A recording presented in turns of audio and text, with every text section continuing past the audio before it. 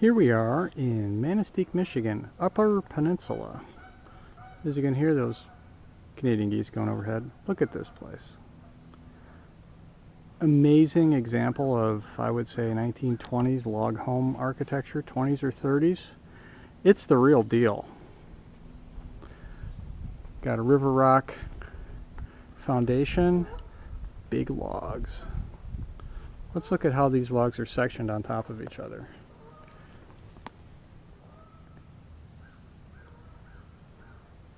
That's some carpentry, you know, because you got to go in and take the radius of the log below it and scribe it and just work your way all the way down the one that's on top. And look at these corners. Amazing. We'll pull back and look at the whole place, do a little walk around here. Sorry for the image stabilization. There we go. So a couple of things going on here. Just a classic log cabin in the woods, but about as nice as you can build one. Very, very high degree of craftsmanship with this. And look at all the river rock. The masonry, stone masonry, is beautiful. This takes a ton of time. Because look at these rocks. They're laid in rows. And they're all about the same size. All about the same size. So, you know, you got to sort through a lot of rocks to find all ones that are looking like that. And they're all granite, too. This is all granite. Stream tumbled granite. Let's go around the side here. This is the front door. Mosquitoes are legendary here. They come in for a landing.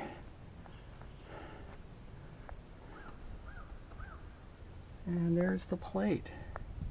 Designed by George E. Backman, B-A-C-K-M-A-N. Looks like Calspar, Michigan, C-A-L-S-P-A-R, Michigan. George Backman. We'll have to get on the internet and see if anything turns up from this guy. Okay, so he's the guy that designed it. I want to know who built it. Look at this chimney. Look at that.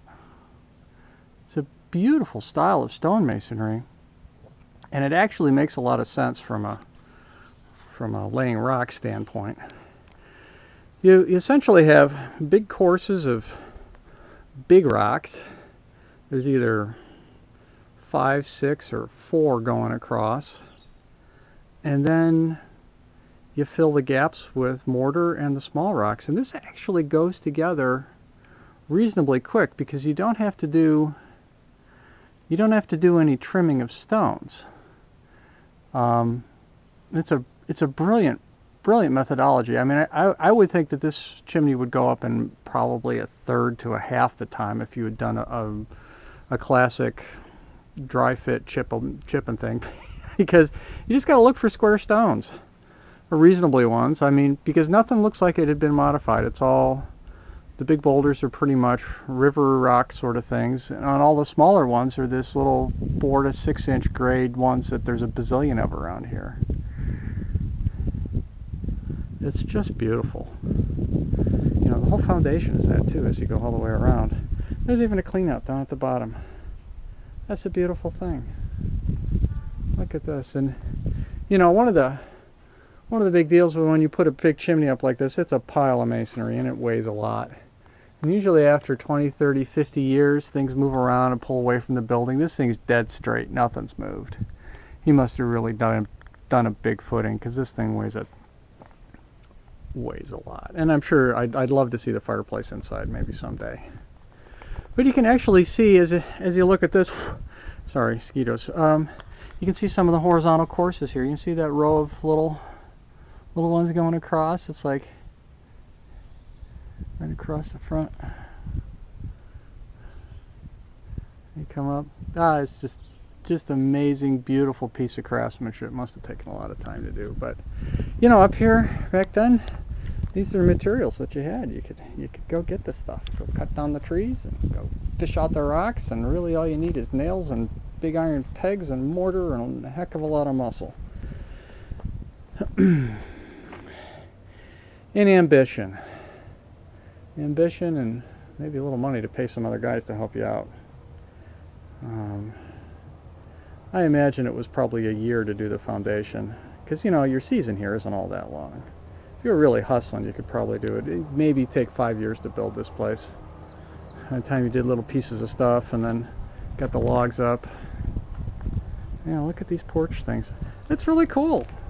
I mean, you know, because you can only do one course of those rocks a day. So, you know, basically if you did all 4 of these pillars, there's 2 in the front, 2 in the back. You do 1, 2, 3, 4. That's like a month's work just doing these things, you know, and then by the time you work your way around. So that's the rest of the house. Looks like it had a later addition going on in back here too, because it's on cinder block and, you know, it kind of looks like the thing, but more windows, bigger windows. Windows kind of don't agree with the rest of the place because they're big sliding windows, but I like the 6/6 lights on the old stuff, and it's got storm windows and big old nice stuff. What a beautiful place. It's fantastic.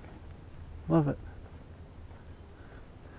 You know, put it up, it's like, where do you want a window? Well, cut the hole. Slide it in. But the place hasn't moved. There isn't a gap. A little bit of dry rot done on some of the lower logs here. They're a little soft. But that's just because they're sticking out in the wind. George Backman.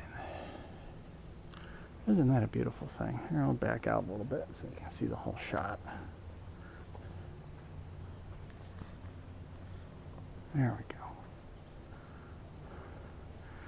When I think log cabin in the woods, comfortable log cabin in the woods, this is what I think. And check it out, there's another chimney over there too in the main house. So this probably has a, I'm imagining in the left there is the kitchen, so there's probably another big fireplace in the kitchen, and there's one on the right in the end of the living room. Probably a little bedroom upstairs, bedroom downstairs, and a kitchen maybe.